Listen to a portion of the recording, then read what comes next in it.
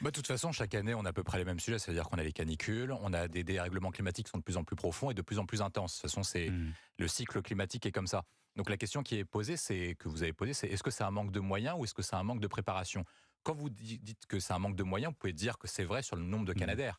Par contre, ce qui n'est pas vrai, c'est le nombre d'argent qu'on a récolté auprès des Français dessus. On parle de la journée de solidarité qui rapporte à peu près une trentaine de milliards d'euros à l'État. On parle de la fiscalité environnementale qui rapporte chaque année 60 milliards d'euros à l'État. La question qui est posée, c'est qu'est-ce qu'on a fait de cette fiscalité environnementale? Qu'est-ce qu'on a fait de cette journée de solidarité pour l'attribuer et pour lutter contre le dérèglement climatique? Est-ce que depuis une vingtaine d'années, on a acheté davantage de climatiseurs? Est-ce qu'on a mis des moyens pour lutter contre le dérèglement climatique?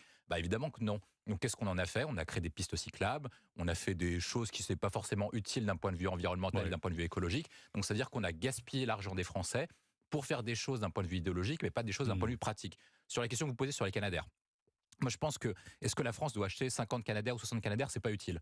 Par contre, est-ce que les pays européens peuvent se coaliser pour acheter des Canadair et donc se dire entre eux, vous avez des incendies, on va tous faire face aux mêmes incendies.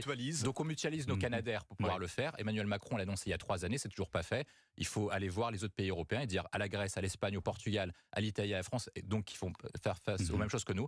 On va mutualiser nos Canadair, on va les utiliser pour faire face aux incendies. William Tay, politologue. Il y avait 2 points qui me marquaient dans votre intervention. La première, c'est que vous dites que les jeunes de la génération Z veulent se distinguer et veulent faire des choses différentes.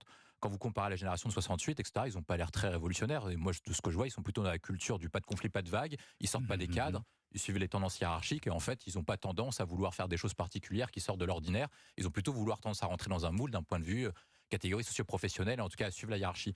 Et le deuxième point, moi aussi, c'est sur la question de l'identité. Est-ce que vous ne pensez pas, pour poursuivre la question posée, est-ce qu'en fait, il ne s'agit pas de s'affirmer? Parce que tous les cadres d'identité qui ont été créés avec le développement de l'État-nation, ont été mis à mal par la destruction de la famille, la mondialisation, le fait que la nation n'ait plus d'importance et le fait que le cadre religieux a été frappé par ce qu'on appelle le désenchantement du monde développé par Marcel Gauchet. En fait, c'est parce qu'on n'a pas d'identité qu'ils cherchent leur propre identité.